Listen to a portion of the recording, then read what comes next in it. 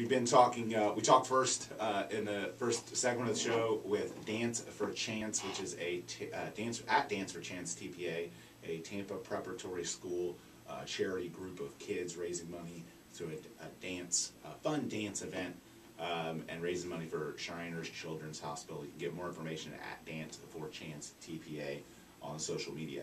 And then just before the break, we were talking about interest rates and the shifting real estate market. And I'm going to move next and talk to you guys about mortgage fraud and the the challenges that come along with mortgage fraud when a market starts to shift like this. So the first part about mortgage fraud is when real estate becomes less affordable or unaffordable, and it gets harder for people to get loans. What do? Cheat. They cheat. That's what they do. They lie and they cheat. Right. So they lie about their income to qualify for loans. Right. And interestingly enough, that is possible because there are some loans and lenders out there that are accepting not quite like the no doc loan type stuff we used to do before, but if someone's credit is so good and they've got enough down payment, there's not as much checking on some of those things with certain lenders and programs as there was maybe a couple of years ago. And so I do get spammed by a lender. I swear I've unsubscribed like a million times, and the topic on the email is usually stated income back, right. I'm like, oh, that's great. So basically what ends up happening when it gets a little harder for them to qualify, they fudge the numbers a little bit. They create some income that maybe isn't there. They maybe are a little bit over ambitious about the bonus money they earned or commissions or whatever it is, and so Mike, obviously that's something that Lena Bay and your underwriters and everybody are always wanting to prevent, always wanting to document, but it's something you get more likely to see when rates rise like this and when prices rise, and then affordability becomes a little bit more of a challenge. Right, yeah, as a lender, you have to, especially on the underwriting side, you have to do your best to kind of document and verify everything to the best of your ability.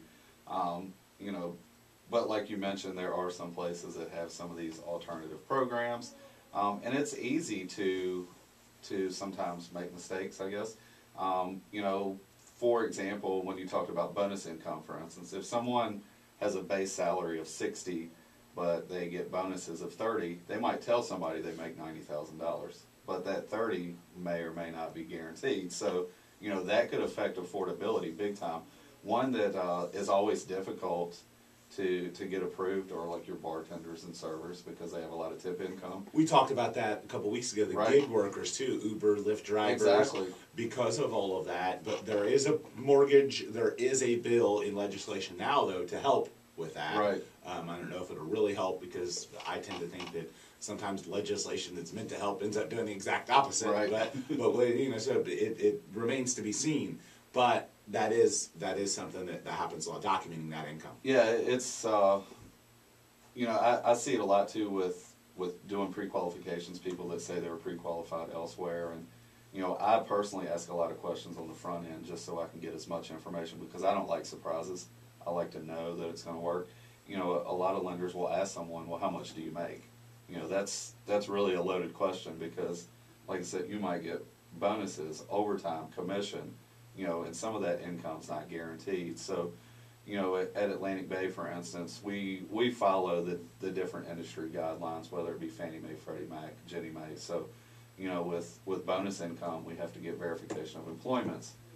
You can't manufacture that information because it's coming directly from the employer. There's a lot of third-party vendors that do employment verification now as well. So, just have to do your due diligence to make sure that those things don't happen. And I think the other thing, so this article talked about this, so I'm not giving you advice about how to commit mortgage fraud. Okay? Right. So as you're listening to this right now, this is the purpose of me relaying this isn't to give you a blueprint of what to do, but there are plenty of borrowers that are not just lying about their income, but printing out fake pay stubs, right? Coming up with all kinds of things like that, and their belief is, well, it's never going to become a problem because I'm going to be able to pay this because I know I have enough money. Maybe like you said, it's a 1099 person. Right. They know they write off enough. They know they really make enough to afford it. It's just they don't check the right box when it comes to documenting it. Or so in their mind, the roof needs to be replaced. That's right. So in their mind, they think that they'll never get caught and everything will be sunshine and Right. rainbows and everything will be okay. But guess what happens when you lose your job? When something, a catastrophic thing happens to the house, to your family, to your life, and then you go in arrears on your mortgage. Right. They start looking at stuff. Oh, yeah. They start double checking it. They start figuring stuff out, and then they get the ability to ask for your tax returns. And guess what? When they go and ask the IRS for your tax returns, because you sign a form, right? Yates, every closing, yes. every closing, you sign a form Tax that says you can look up your, and then they look at your tax transcripts and they say, or maybe you're at that point where you closed before you did your taxes or whatever, and you said you're making $5,000 a week, and then they pull it up and they're like, wait a second, that doesn't even come close to matching what's on the taxes. So when you're paying it, you're right, it's fine, probably nothing's gonna happen. When you go in arrears, if something hits you, you're not just looking at foreclosure at that point. You're looking at fraud. You're looking at criminal type stuff. And man, do you know how many people I have seen the last few years? There's been a crackdown. I've seen real estate agents. I've seen mortgage people. I've seen buyers. I've seen sellers.